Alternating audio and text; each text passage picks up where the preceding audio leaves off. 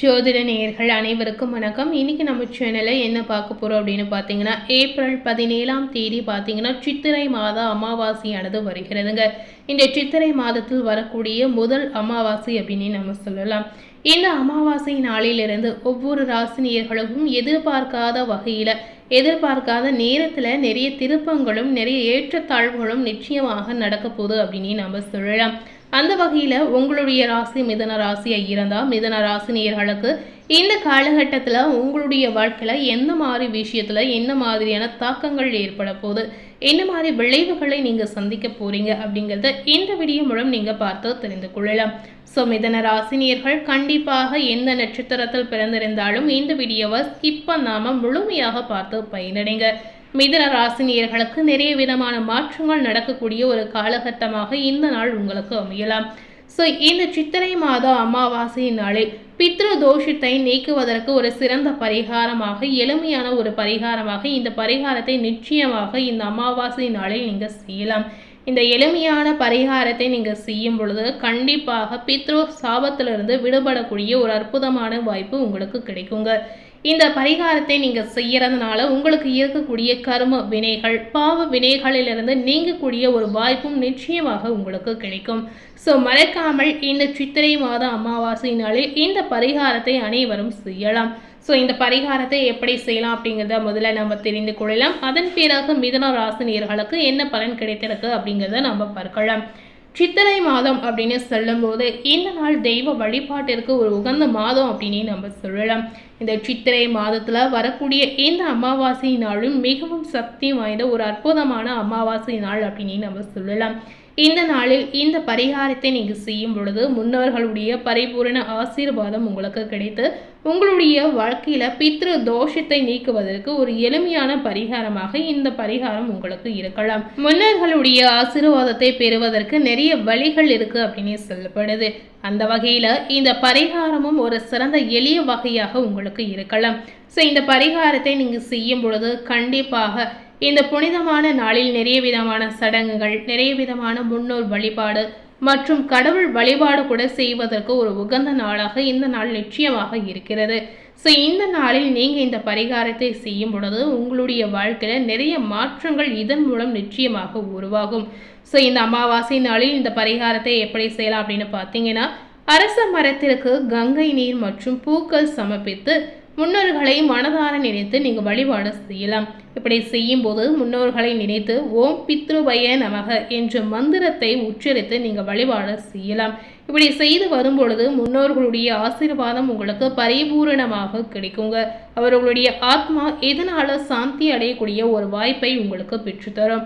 அதுபோலவே இந்த அமாவாசை நாளில் தெற்கு திசை நோக்கி உங்களுடைய முன்னோர்களுக்கு பித்ரு தர்ப்பணம் நீங்கள் செய்யலாம். பித்ரு சோஸ்திரம் அல்லது பித்ருக்கான மந்திரம் ஏதாவது தெரிந்தால் அதனை உச்சரித்து இந்த மாதிரி முறைகளில் நீங்கள் இந்த பரிகாரத்தை செய்யலாம். இப்படி செய்து வரும் பொழுது முன்னோர்களுடைய மனம் மகிழ்ச்சியடைந்து உங்களுக்கு பாசிட்டிவான ஒரு எண்ணங்களையும் பாசிட்டிவான ஒரு ஆசீர்வாதத்தையும் உங்களுக்கு கொடுப்பாங்க அப்படின்னு சொல்லப்படுது.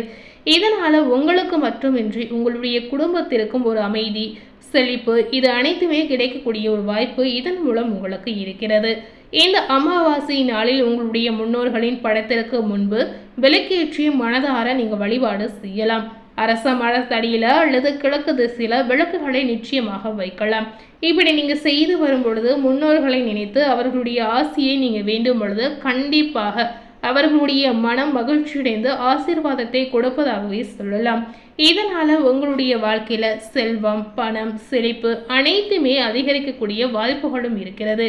குடும்பத்தில் மிகுந்த சந்தோஷமும் இதனால் ஏற்படும்.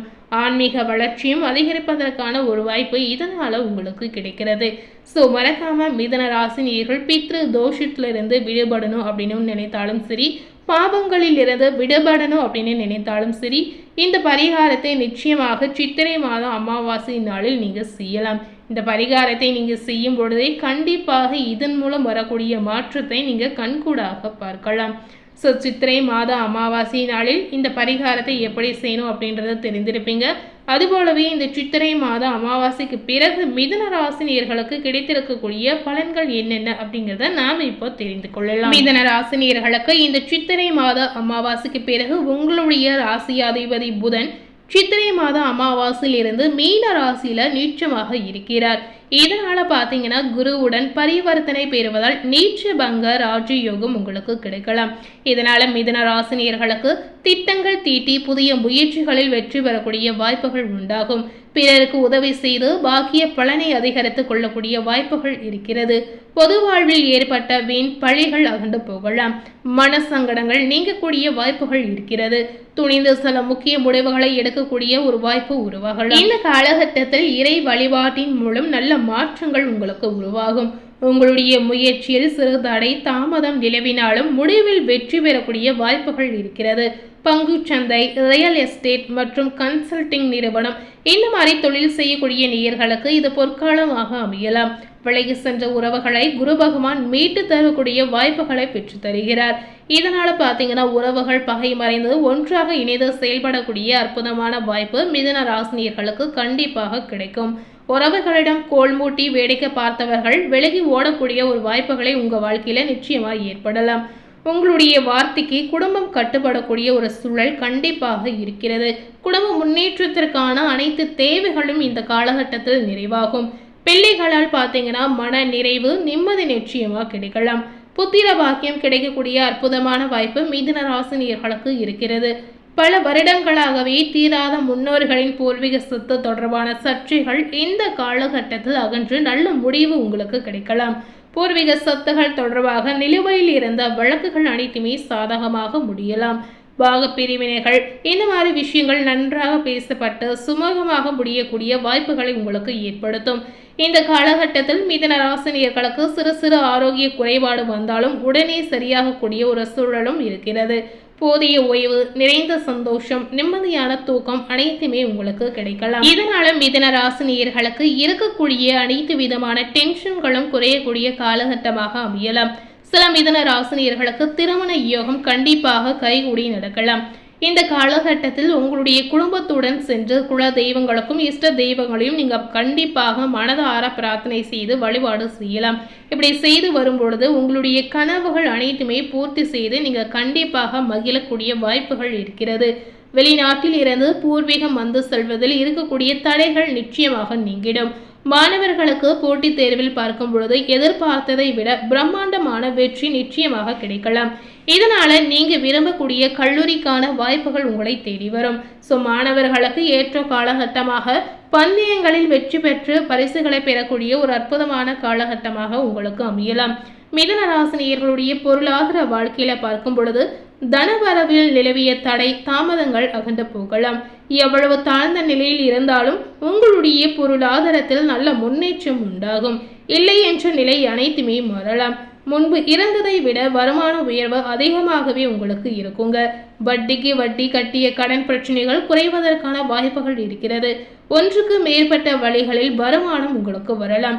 உழைப்புக்கேற்ற ஊதியம் நிச்சயமாக மிதுன ராசினியர்களுக்கு கிடைப்பதற்கான வாய்ப்புகள் இருக்கிறது.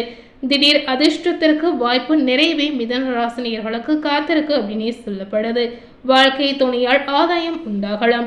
சொகுசு வாழ்க்கை வாழக்கூடிய அற்புதமான யோகம் உங்களுக்கு கிடைக்கலாம். ஆடம்பர பொருட்கள் வாங்குவதிலும் ஆபரணங்கள் வாங்குவதிலும் ஆர்வம் காட்டக்கூடிய வாய்ப்புகள் இருக்கிறது. மிதுன ராசியில இருக்கக்கூடிய பெண்களுக்கு பார்க்கும் பொழுது குடும்பத்தில் மகிழ்ச்சி அதிகரிக்கும். பெண்மணிகளுக்கு வீடு மாற்றம், வேலை மாற்றம், நீங்க விரும்பிய அனைத்து மாற்றங்களும் இந்த காலகட்டத்தில் கிடைக்கலாம். உடன் பிறந்த சகோதர சகோதரிகளால் சகாயங்கள் உங்களுக்கு உண்டாகும். தொழில், உத்தியோகம், திருமணம், குழந்தை, வீடு, வாகன யோகம் போன்ற அனைத்து விதமான பாக்கியங்களும் உங்களுக்கு காத்திருக்கு. பிள்ளைகளின் சுப காரியங்கள் கோலாகலமாக நடைபெறும். பிறந்த வீட்டாரும் புகுந்த வீட்டாரும் போட்டி போட்டு உங்களை கவனிக்கக்கூடிய ஒரு சூழல் கண்டிப்பாக இருக்கிறது. பெண்மணிகளுக்கு குடும்பத்தில் லக்ஷ்மி கடாட்சம் நிச்சயமாக நிறைந்திருக்கும். கணவருடைய ஆரோக்கியம் சிறப்பாக இருக்குங்க. குடும்ப உறுப்பினர்கள் உங்கள் மீது மதிப்பு மரியாதை கொடுத்து செயல்படக்கூடிய அற்புதமான காலகட்டமாக பெண்மணிகளுக்கு அமையலாம். இந்த காலகட்டம் முழுமையாகவே பெண்மணிகளுக்கு பாசிட்டிவான பலனை பெற்று தரக்கூடிய அற்புதமான காலகட்டமாக அமையலாம். இன்னைக்கு நம்ம சேனல்ல மிதுன ராசினியர்களுக்கு சித்திரை மாத அமாவாசைக்கு பிறகு என்ன மாதிரியான அற்புதங்கள் நடந்திருக்கு அப்படிங்கிறத இந்த வீடியோ மூலம் தெரிந்திருப்பீங்க. அதுபோலவே இந்த சித்திரை மாத அமாவாசை நாளில் பித்ரு சாபத்தை நீக்குவதற்கு என்ன மாதிரியான பரிகாரத்தை செய்யலாம் அப்படிங்கிறதையும் தெரிந்திருப்பீங்க. மேலும் இது போல ஒரு புதிய தகவலை தெரிந்து கொள்ளணும் அப்படின்னு நினைத்தீங்கன்னா மறக்காம நம்ம சேனலை சப்ஸ்கிரைப் பண்ணி பக்கத்தில் இருக்கக்கூடிய பெல் பட்டனையும் பிரஸ் பண்ணிடுங்க. நீங்க சப்ஸ்கிரைப் பண்ணா மட்டுமே நம்ம சேனல்ல போடக்கூடிய எல்லா நியூ அப்டேட்டான வீடியோஸும் நீங்க உடனுக்குடன் பார்த்து தெரிந்து கொள்ளலாம். மறக்காம சப்ஸ்கிரைப் பண்ணி பெல் பட்டனை பிரஸ் பண்ணிடுங்க. தேங்க்யூ.